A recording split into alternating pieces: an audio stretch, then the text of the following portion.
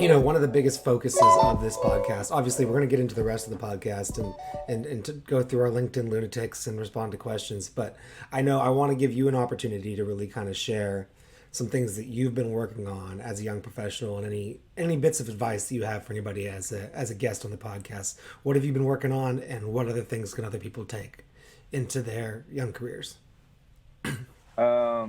Yeah, so I guess I could give you a little bit of a backstory of how I ended up switching. So I know there's a lot of kind of negative kind of correlation between like kind of job hopping as a young professional. Like people really want you to be loyal and they want you to grow, which I strongly encourage. Like whenever you sign on to a company and you start your career with that company, you're not really valuable until about 3 to 5 years in, right? That's the point where you should have a really firm understanding of how to do whatever you've been doing for the past 3 to 5 years. So I definitely encourage it. My situation, of course, was a little unique because the first one, it got hit with the pandemic. And then, the second job that I started, there was an opportunity to stay with them, but the project that they were working on here in the Carolinas, so in the event that anybody knows, I was working on the Panthers project.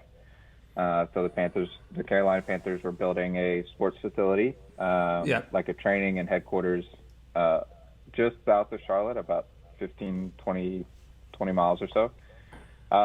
And they kind of pulled the plug on it. They were like, yeah, we don't want to do this anymore. So whenever that happened, it was kind of like, okay, I can either move to Pittsburgh, Pennsylvania. That was kind of the offer, was like, if I wanted to stay with the same company, I could move to Pittsburgh, Pennsylvania. Or I could look for other opportunities within Charlotte. And so I took the latter because I think that I also wanted to get into something a little bit different. Yeah. So I stayed in Charlotte, and now I work for a manufacturing company, a parent company, as a part of their engineering group. Their, I guess, corporate engineering group that goes out and is right now just trying to be an asset. So we help with capital projects. Mm-hmm. We're kind of trying to standardize things and create just kind of a uniform way of approaching problems and finding solutions with all the teams and pulling together all the best solutions that they have from all the other sites, right? Because like some sites do some things really well and some sites don't do things as well. So we're trying to kind of find, where sites have seen a lot of success and pulling it all into one. So that's cool. Yeah, that's cool.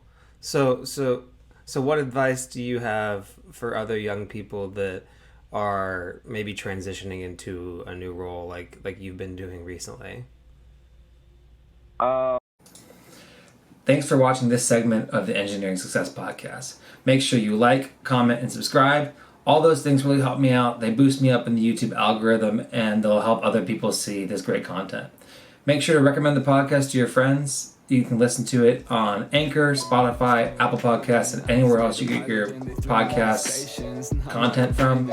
And make sure you leave me 5-star reviews, like all my videos, and consider subscribing on Patreon or Anchor. All those things help me out, and I really appreciate it. Catch you in the next